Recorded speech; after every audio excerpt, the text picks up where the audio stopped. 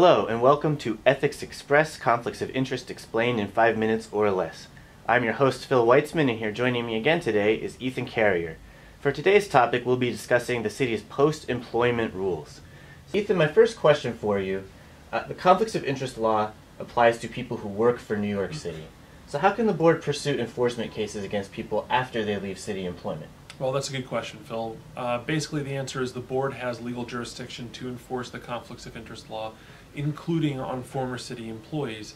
And in fact, some of the provisions of the Conflicts of Interest law only apply to former city employees. Okay, and why does the city care anyway what people do after they leave city service? What's the public interest concern there? Well, there are a number of public interest concerns there, but the main one is probably just that we don't want city employees to trade in on their city jobs for private gain, and that can occur even after you've left city service.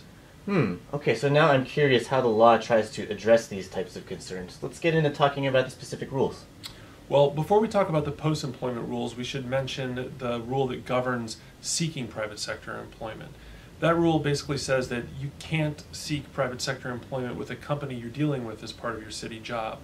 If you want to talk to a company you're dealing with, on a project to seek employment with them, then you probably ought to talk to the Conflicts of Interest Board to get some individual advice. All right, and now let's get into talking about the rules that cover people's conduct after they leave city service. Well, there are a couple of big post-employment rules. The first one is a one-year cooling-off period. It's essentially a one-year ban on communicating with or appearing before your former city agency.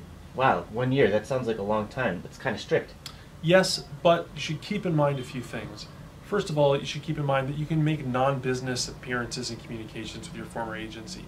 So if you have a former colleague who's having a retirement party, you can still go to your former agency to attend that party.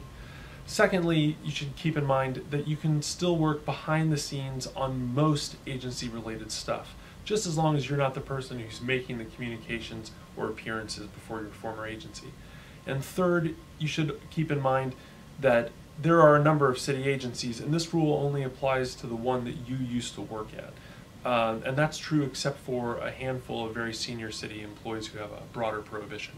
Okay, now you said that you can work on most things relating to the agency that you used to work at. What's the rule that governs what people can and cannot work on once they leave city service? Well, that brings us to the second big post-employment rule, and that rule is called the particular matter rule.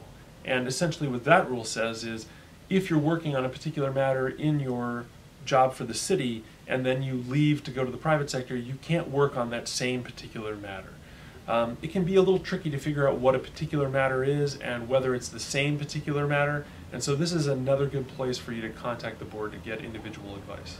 Okay, so what I'm taking away from this conversation is that there's plenty of room for a city worker to take their skills, experience, and expertise to the private sector.